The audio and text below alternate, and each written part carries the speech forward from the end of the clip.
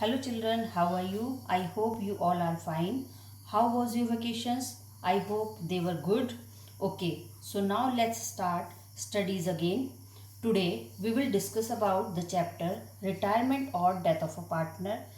This is chapter map, and these topic we will discuss in this chapter like retirement of a partner, change in profit sharing ratio, accounting treatment of goodwill, revaluation of assets and reassessment of liabilities, reserves and accumulated profit and losses, liability towards of a retiring partner, adjustment required on the retirement of a partner, sacrificing ratio, gaining ratio, computation of amount due to retiring partner, adjustment of capitals, payment of full amount in lump sum, payment in installments, when total capital of the new firm is given, when total capital of the new firm is not given, when the retiring partner is to be paid through amount brought by the remaining partner, death of a partner, we will discuss in next chapter. So let's start the meaning first. Retirement of a partner. A partner has the right to retire from the firm after giving due notice in advance. Old partnership comes to an end after the retirement of a partner, but the firm continue and a new partnership comes into existence between the remaining partner. So its meaning is retirement of a partner का मतलब है कि जब कोई partner अपनी partnership से अब retire होना चाहता है, लेकिन इसके लिए उसको एक प्रोसीजर यूज़ करना पड़ेगा जिसके लिए उसको एक रिटर्न नोटिस अपनी फर्म को प्रोवाइड करना होगा और उसको बताना होगा कि मेरे रिटायरमेंट के क्या रीज़न है। यहाँ पर बहुत सारे रीज़न हो सकते हैं रिटायरमेंट के कि सपोज़ उसकी एज जो है वो बढ़ रही है, उसका ओल्ड एज हो रहा है, 60 हो गया या 65 हो गया और वो चाहता है कि मैं अब इतने टाइम तक काम नहीं कर पा रहा हूँ, मैं सफ़र नहीं कर पा रहा हूँ, तो वो वहाँ पर रिटायरमेंट लेना चाहता है। सेकंड रीज़न यहाँ पर हो सकता है उसकी जो हेल्थ है वो अच्छी नहीं है या वो मेडिकली ट्रीटमेंट यूज़ करता है, हेल्थ उसकी अच्छी नहीं है, बीमार रहता है, या वो मेंटली प्रिपेयर्ड नहीं है और ज़्यादा सफ़र नहीं कर पा रहा है, बिजनेस में बहुत सारे कॉम्पिटिशन्स होते हैं उन सबको फेस नहीं कर पा रहा है।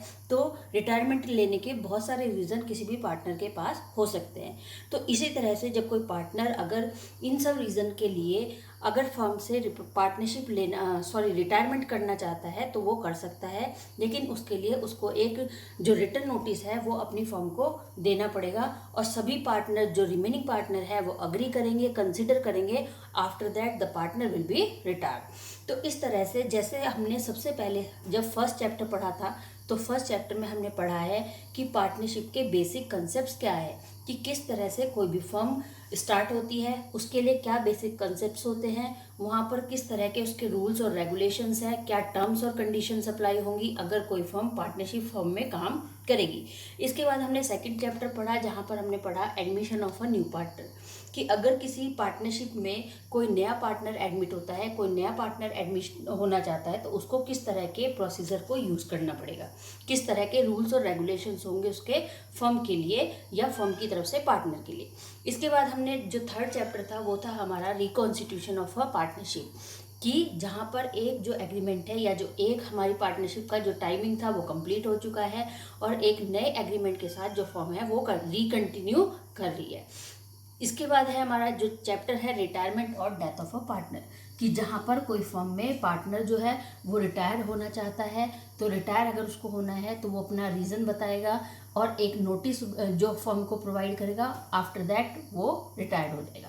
डेथ ऑफ अ पार्टनर, की अगर किसी पार्टनर की सडन काम करते करते या फिर फर्म के दौरान उसकी डेथ हो जाती है तो उन कंडीशंस में जो रिटायरमेंट हो रहा है पार्टनर या जब डेथ हो रही है किसी पार्टनर की, उसको क्या फ़ायदे होंगे या फिर क्या उसको नुकसान होंगे, इन सभी चीज़ों के बारे में हम यहाँ पर डिस्कस करेंगे।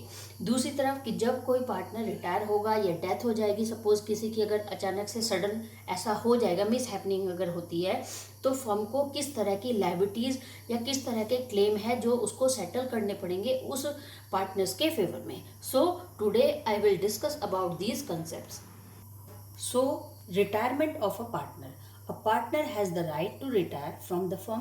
पार्टनर के पास हमेशा ये राइट है कि जब भी वो चाहे फर्म से रिटायर हो सकता है after giving due notice in advance.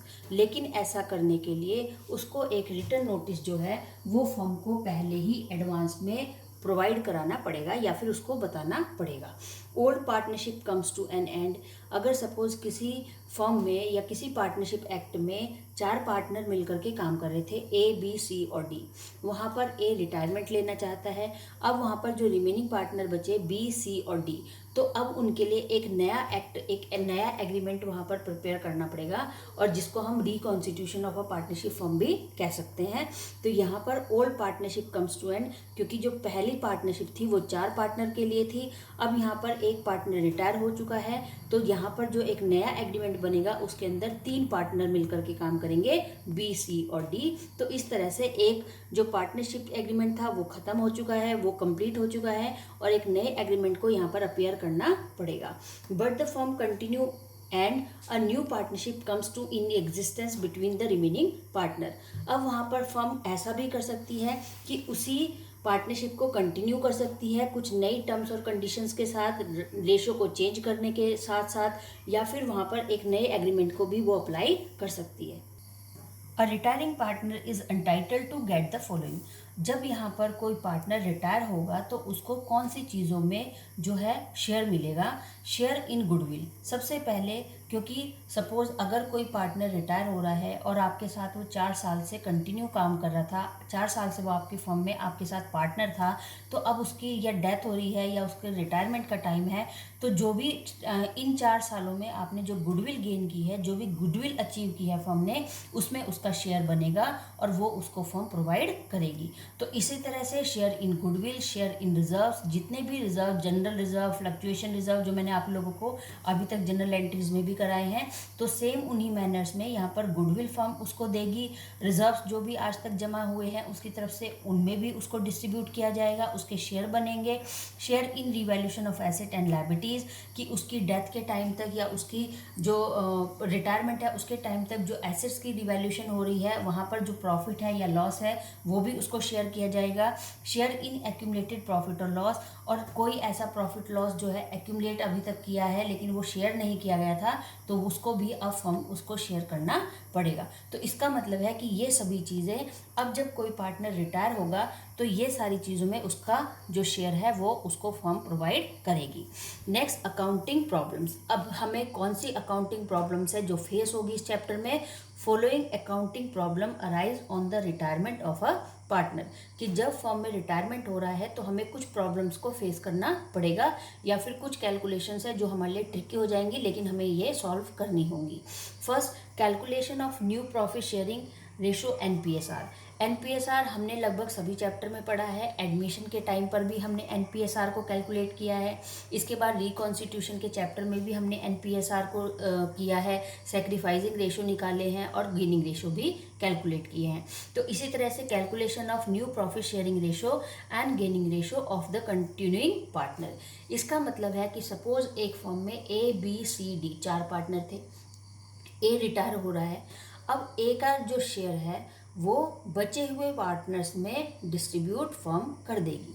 इसका मतलब है कि वहाँ पर suppose A B C D 4 partner थे, फिर से बता रही हूँ, 4 में से ए रिटायर हो रहा है, ए का जो शेयर था वो बचे हुए पार्टनर्स में डिस्ट्रीब्यूट फर्म कर देगी।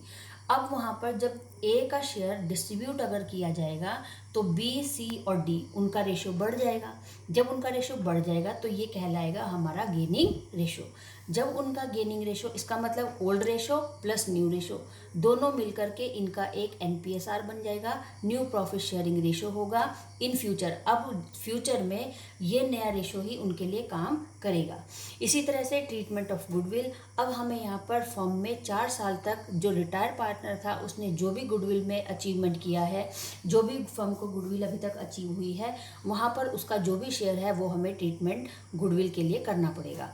Accounting treatment for revaluation of asset and liabilities, कि जितनी भी एसेट्स हैं उसके रिटायरमेंट के टाइम पर या उसकी डेथ के टाइम पर वो सारी चीज़ें रीअसेस करनी पड़ेगी और वहाँ पर भी हमें उसको शेयर निकालना पड़ेगा कि कितनी जो वैल्यू है, क्या प्रॉफिट या लॉस है जो रिवैल्यूएशन एसेट के टाइम पर बन करके आ रहा है वो शेयर करना है, या लायबिलिटीज़ बढ़ रही हैं उसके होने से लायबिलिटीज़ बढ़ी हैं या हमारी कम हुई हैं तो उनमें क्या रीअसेसमेंट है वो सब भी शेयर करना पड़ेगा, जिसके लिए हमें यहाँ पर कैलकुलेशन पहले इन सब चीज़ों की करनी होगी।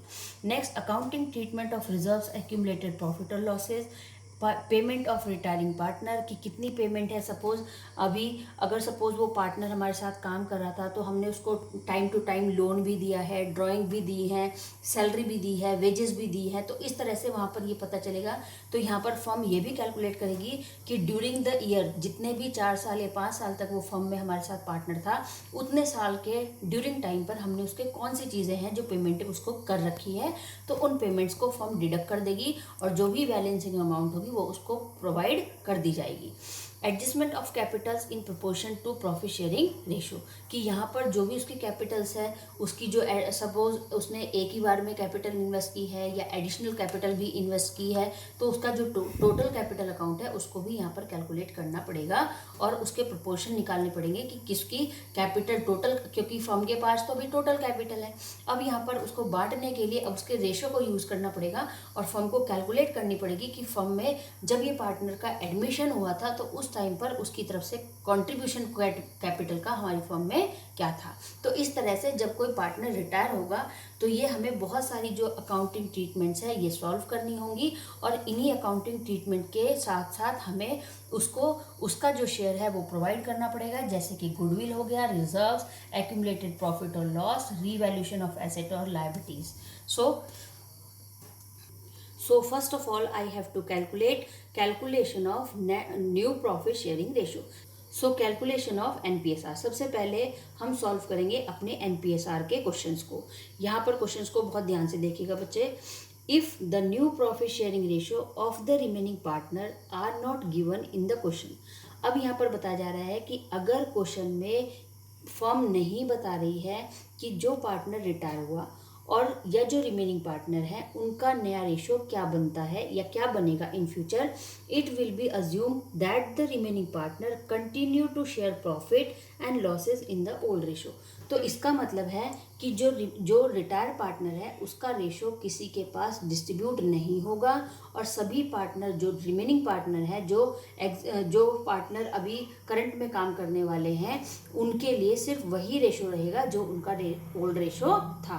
तो इसका मतलब है कि अगर कोई भी क्वेश्चन में इस तरह की इंफॉर्मेशन नहीं है और कोई पार्टनर फर्म में रिटायर हो रहा है तो उसके रेशो को रिमेनिंग पार्टनर्स में डिस्ट्रीब्यूट नहीं किया जाएगा, बल्कि वो सभी पार्टनर अपने अपने पुराने रेशो के अकॉर्डिंग ही प्रॉफिट या लॉसेस को डिस्ट्रीब्यूट करते रहेंगे। So first example is suppose X, Y and Z are partners sharing profit and losses in the ratio of 3:1. Calculate the new ratio when first case X retire, second case Y retire, Z retire. तो यहाँ पर suppose यहाँ पर 3 partner हैं X, Y और Z, तीनों का ratio है 3:1, टोटल रेशो हो गया हमारा 6। यहाँ पर बताया जा रहा है कि अगर X, Y, Z में से X रिटायर होता है तो अब यहाँ पर जो रिमेनिंग पार्टनर है तो उसका रेशो क्या हो जाएगा। अगर 3 पार्टनर में Y रिटायर होता है तो यहाँ पर X और Z का रेशो कितना बचेगा। अगर Z रिटायरमेंट लेता है तो वहाँ पर X और Y का न्यू रेशो क्या होगा। सपोज देखो बच्चों थोड़ा ध्यान से, सपोज यहाँ पर हमारे पास पार्टनर्स हैं, 3 पार्टनर्स हैं X, Y और Z। यहाँ पर X का रेशो गिवन है 3:1, टोटल रेशो हो गया हमारे पास 6। अब यहाँ पर फर्स्ट कह रहा है कि सपोज अब हमें कैलकुलेट करना है न्यू रेशो। इसका मतलब ये सब का क्या है, old ratio. X, Y, Z firm में 3 पार्टनर हैं, तीनों का ओल्ड रेशो 3:1 है और हमें कैलकुलेट करना है NPSR, ये हमें यहाँ पर कैलकुलेट करना है। तब यहाँ पर केस अप्लाइड हो रहा है कि सपोज X रिटायर, फर्म कह रही है कि X क्या हो रहा है, X रिटायर हो रहा है। अब यहाँ पर फर्म ने ये नहीं बताया कि अगर X रिटायर होता है तो X का शेयर किसको जाएगा, इसका मतलब कि अगर फॉर्म में एक्स रिटायरमेंट हो रहा है, रिटायरमेंट ले रहा है, तो उसका रेशो किसी दूसरे पार्टनर को शेयर किया जाएगा या फिर नहीं। ऐसी कोई इन्फॉर्मेशन हमारे पास क्वेश्चन में नहीं है। जब ऐसी कोई इन्फॉर्मेशन क्वेश्चन में प्रोवाइड नहीं होगी, जैसा कि मैंने अभी थ्योरी में भी बताया था, तो उस रेशो को हम किसी के पास भी डिस्ट्रीब्यूट नहीं करेंगे और वो शेयर उसका रिमेन हो जाएगा और वो कंटिन्यू फॉर्म ऐसे ही काम करती रहेगी, लेकिन जो रिटायर्ड पार्टनर है उसका रेशो किसी को बांटा नहीं जाएगा। तो यहाँ पर 3 पार्टनर थे, ओल्ड रेशो 3:1 है, न्यू रेशो हमें कैलकुलेट करना है और फर्म कह रही कि सपोज फर्स्ट केस में एक्स रिटायर होता है, तो यहाँ पर बचे हुए पार्टनर, अब यहाँ पर रिमेनिंग पार्टनर कौन है, वाई और जेड। तो यहाँ पर हम लिखेंगे NPSR of Y and Z. Y is 2 और जेड इज 1। तो इस तरह से जो एनपीएसआर है वो वाई और जेड का कितना हो जाएगा, 2 और 1, क्योंकि एक्स तो रिटायर हो चुका है लेकिन एक्स का जो शेयर था वो वाई और जेड को बांटा नहीं गया है। तो इस तरह से when X retire the new ratio between Y and Z is 2:1। When Y retire, अगर वाई रिटायर होता है तो नया रेशो एक्स और जेड का हो जाएगा 3 और 1। जो उनका रेशो है सेम वही रेशो रहेगा, कोई चेंजेस उनके रेशो में नहीं आ रहे हैं। सिर्फ जो रिटायर हो रहा है पार्टनर उसका जो रेशो है वो अज्यूम हो रहा है, वो वहाँ पे विजिबल हो रहा है। When Z retire the new ratio between X and Y is 3:2। Suppose मैंने यहाँ पर एक वर्किंग नोट भी बनाया है कि फर्स्ट केस में कह रहा है कि पार्टनर 3 पार्टनर है X Y Z. X retire होता है तो वाई का रेशो और जेड का रेशो यहाँ रिमेन हो जाएगा 2:1। तो न्यू रेशो बन जाएगा वाई और जेड का 2:1। इसी तरह से अगर सेकंड केस की बात करें तो यहाँ पर बताया जा रहा है कि अगर वाई रिटायर होता है तो वहाँ पर एक्स और जेड का जो रेशो है वो कितना बचेगा। इसी तरह से एक्स वाई जेड 3 पार्टनर है, जो वाई है वाई का रेशो 2 है और ये रिटायर हो रहा है। So children, this is the first case जहाँ पर हमें बताया जा रहा है कि अगर किसी क्वेश्चन में कोई पार्टनर रिटायर होता है और उस रिटायर्ड पार्टनर का रेशो किसी दूसरे जो रिमेनिंग पार्टनर्स हैं उनमें डिस्ट्रीब्यूट नहीं होता, तो हम किस तरह से एनपीएसआर को कैलकुलेट करेंगे। So let's start second question. So now the second question is A, B, C are partners sharing profit in the ratio of 1/2, 1/3, 1/6. Find out the new ratio if B retire.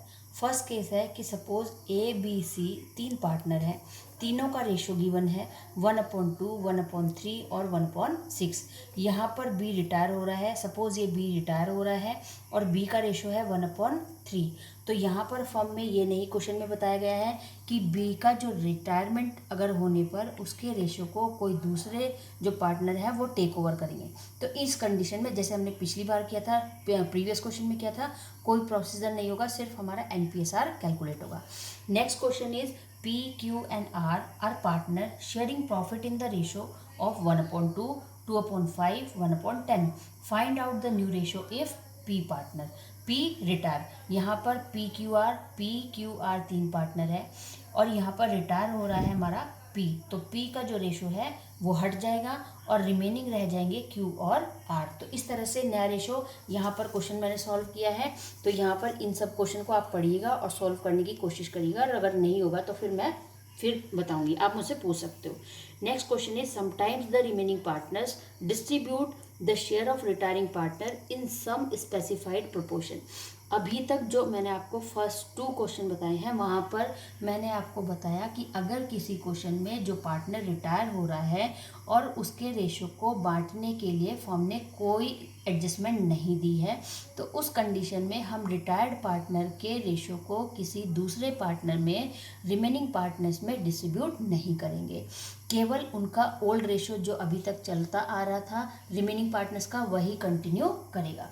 अब यहाँ पर हम second case की जो question है उसकी बात करते हैं कि अगर फर्म में जो पार्टनर रिटायर हो रहा है और उसके लिए एक स्पेसिफिक एक जो स्टेटमेंट है वो फर्म यूज़ कर रही है और बता रही है कि जो पार्टनर रिटायर हुआ उसके रेशो का आपको क्या करना है, या जो कंटिन्यूइंग पार्टनर है वो क्या करेंगे, तो उन क्वेश्चंस को हम कैसे सॉल्व करेंगे। So sometimes the remaining partners distribute the share of retiring partner in some specified proportion. यहाँ पर बताया जा रहा है कि रिमेनिंग पार्टनर्स जो हैं वो रिटायरिंग पार्टनर के रेशो को कुछ स्पेशल प्रोपोर्शन में बांट लेंगे आपस में। In such cases the fraction of share purchased by them is added to their old share and the new ratio is calculated। इसका मतलब क्या है कि अगर कोई रिटायर हो रहा है पार्टनर, उसके रेशो को जो रिमेनिंग पार्टनर है जो बचे हैं अब वो बांट लेंगे और उसको एक स्पेशल रेशो में बांटेंगे और इस तरह से उनका एक नया गेन रेशो यहाँ पर क्रिएट हो जाएगा। कैसे कि उनका old ratio plus new ratio, दो रेशो उनके प्लस हो जाएंगे और उनका जो रेशो है वो गेन रेशो बन जाएगा। चलिए क्वेश्चन देखते हैं। A, B and C are partners in a firm sharing profit in the ratio 5:4:3। B retired. यहाँ पर A, B, C तीन पार्टनर थे। B रिटायर हो रहा है और तीनों का ओल्ड रेशो 5:4:3 है। B रिटायर हो रहा है and his share was divided equally. अब यहाँ पर फर्म बता रही है कि B जब रिटायर होगा तो B के रिटायरमेंट के बाद उसका जो रेशो है, तो यहाँ पर B का रेशो है 4। अब 4 के रेशो को उसने कहा कि जो रिमेनिंग पार्टनर है सपोज A और C, ये दोनों मिलकर के इक्वल आपस में डिस्ट्रीब्यूट करेंगे बिटवीन A एंड C।